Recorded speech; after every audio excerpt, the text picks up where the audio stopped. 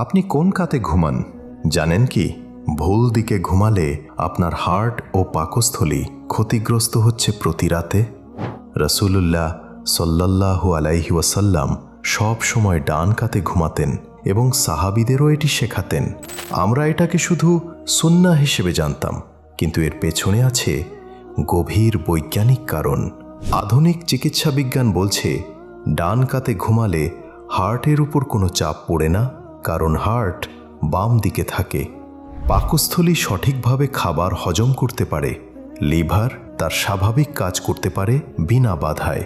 আর বাম কাতে ঘুমালে হার্টে অতিরিক্ত চাপ পড়ে, যা দীর্ঘমেয়াদে ক্ষতিকর। সুবহানাল্লাহ!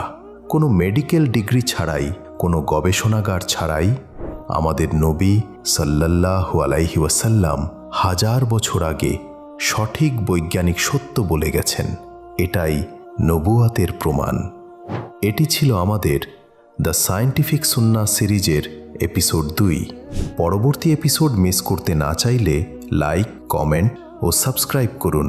এই ভিডিওটি একজন বন্ধুকে শেয়ার করুন, সদকায়ে জারিয়া হবে ইনশাআল্লাহ।